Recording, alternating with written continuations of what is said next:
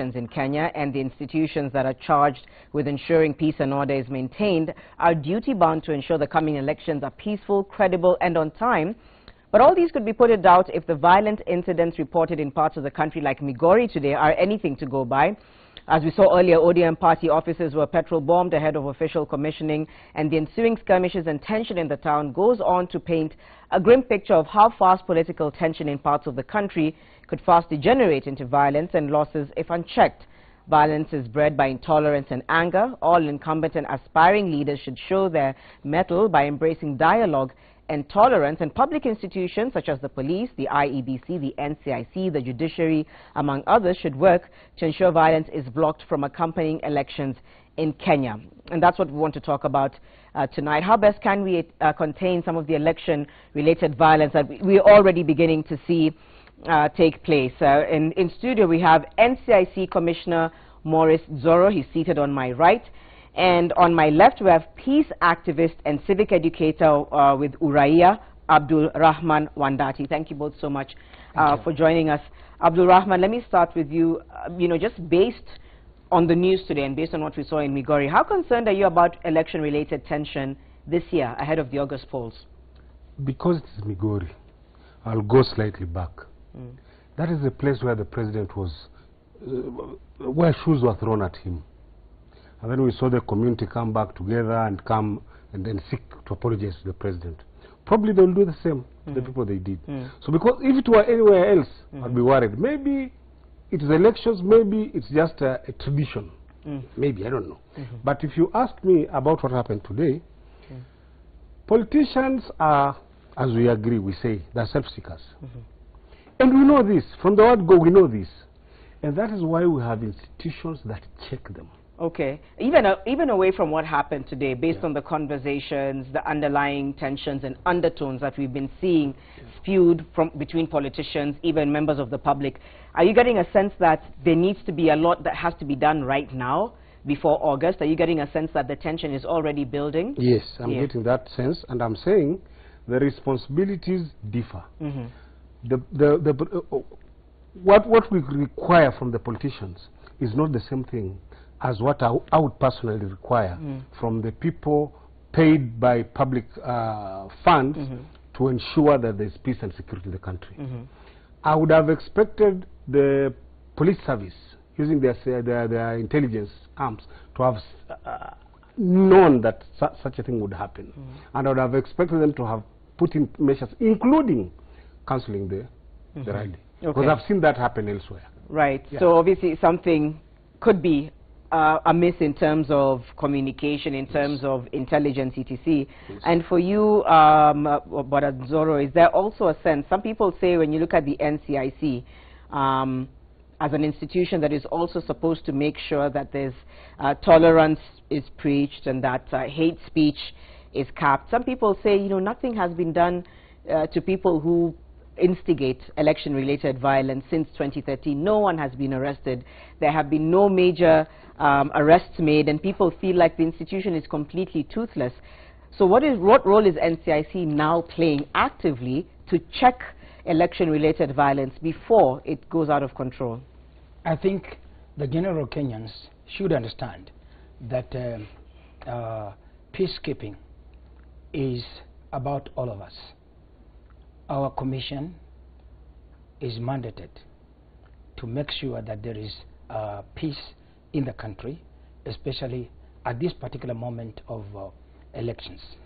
However, when people disrupt the peace of the country, our mandate is to go there and do some investigations, and we put up measures already. Since then, we have always been putting up measures of getting hold of these people. However, it must be known that after investigations, we do take our report to the DPP, and the DPP also, after seeing that there is evidence, he takes it to the judiciary, and then the process continues. And at this particular moment, what we are trying to do as a commission, having known that we have arrested some people have been put in cells, and when they are taken to court, there's been some bit of laxity. We have put up measures, and right now we have integrated the judiciary, the Office of the Public Prosecutor, and we have also trained the police officers. But all this seems very reactionary. Do you wait until there's an incident to address it? We don't wait. We've been doing it ever since, and in fact, we have trained so far about 700 police officers, including 200 CIDs. We have put in measures in that we have employed 108 cohesion monitors. Right now, the story about Migori, for example, there are our cohesion monitors there, 2 of them, who have taken the evidences and they are investigating the matters. And we have also police officers who have been trained. They will bring everything to our office, and then we shall take the matter. Let me throw it back to you. Is this sufficient enough? I mean, in your view, is it sufficient enough to address the issue? No, that approach for me is faulty. Okay. From where I sit, the CIC, it's called the NCIC. NCIC operates during the pleasure of the politicians. I don't think so. I don't think that Can I prosecute my point first? You prosecute your point. This is what I believe. Let him finish, and then you can. Let him just finish his point. If we are promoting cohesion, yes, you are promoting integration, you don't need to wait for violence to happen. We do not. Let me finish. I want you to distinguish the promotion of cohesion and integration away from violence. Wherever there is a violent act, that's the job of the police. There are a lot and enough laws to deal with okay, so you think that they are entering into territory that's not necessarily them? Theirs is to make sure, Abdul Rahman Wandati, your home is in Butere. You work in Nairobi. You are a lawyer, you live in a multi-lingual or something. Yes. How do you live with others? I lived in South Sea in an apartment for almost 7 years. I only knew 2 of my neighbors. If you ask me, his commission should be working with the Nyumbakumi. All right, so do you want to address that? Yeah. Already, I mean, you may not know this, but the people at the grassroots know very well that we've been going almost to every county, holding meetings with the different stakeholders as far as peace matters are concerned. Can I ask you the point you raised about the police? This is not something which we will advertise saying at least this particular time we are in Migori or we are going to Kajiado, but all our officers have gone out there, and already we have put up we have done a research, and there are hot spots that we have earmarked, about 33 hot spots. The government has also about 30 hot spots.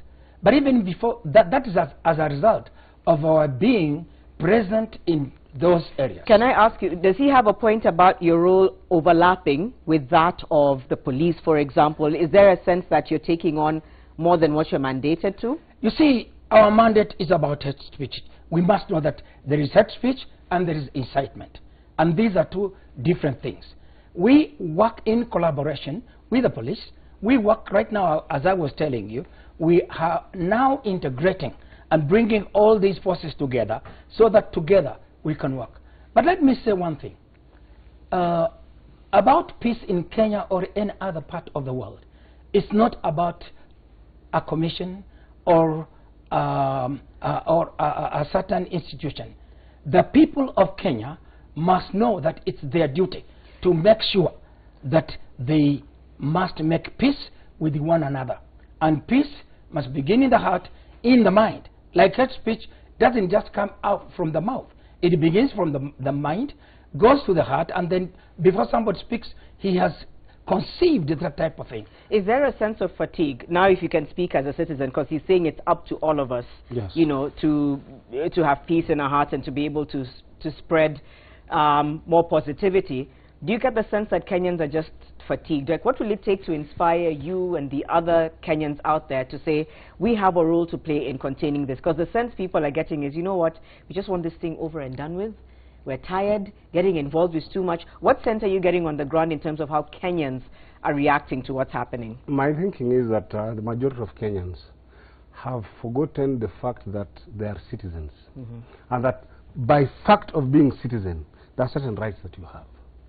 I've argued this way, and I know many members of parliament are my friends. They might hate me for this, but I've argued this way. I might disagree with the executive, but I never elected the executive to do anything for me. I elected the legislature to make good laws for me, to make sure that my money is spent well, to oversee the executive. They went to bed with the executive. Who should I hold accountable? So in the same way, as a Kenyan, I would like Kenyans to believe, to actually apportion blame where the blame is. The people we elected to represent us went and cut deals with the people who want them to watch. We hired watchmen, they cut deals with the robbers. That's my problem. Once we accept that there is a section or a class of citizens which can do things with impunity, there's no way you're going to stop somebody else. You can't. We agreed in 2012 that finally, for elected offices, it is the people to decide. So it does not matter. So today, when you start worrying about whether my certificates are correct or not, let the people decide. We decide. We agreed on that. So if that is the route we want to go, let's apply it everywhere. Based on that, and before I get to your response, going back to the issue of election-related violence, what will it take now, if anything, to, in a sense, ease the tension that is already seeping in to the country? Do you think anything can be done? If so, what and by who? A lot can be done. Number one, the politicians. I was telling him before we came onto the set, I hold a certain position in the society and my community. Because of that, there are certain things I deny myself. Example, when I arrived, I was supposed to meet some people. We were supposed to be sitting in a meeting somewhere. I received the call to come here. I cancelled that meeting. I came here because it's a responsibility, it's a duty. But there are certain circumstances that will force me to acting as a leader. It will make me curtail my movement. I'll say, even though I have a right to go to this place, I should not. So the problem we have with our politicians is that I think they have this notion of grabbing. We want to hog the headlines, want everything, so that even if you did not have to go there, if you'll appear on prime time news, you want to be there. In Migori today, it is possible for some people to have forgone their right to go there. Violence is because one group wants to delegitimize the rights of another group. So if you accept your rights to be delegitimized, you'll keep quiet. But if you want to assert yourself as a citizen and say, you have no right to delegitimize my rights, you'll respond. And the best way we know how to do when we run out of words to argue is we strike out. So the police should now be aware of that and come in. The politicians should restrain themselves. The police should act quickly, promptly, and judiciously, and in a manner that does not appear that they are favoring one camp. Those of us who work for the communities, we should keep our preferences, political preferences, private. We should not go on any political podium to campaign for one side. I think my compound should be home to everybody who has a political agenda. Yeah, they should come and... So the sense of tolerance and the police.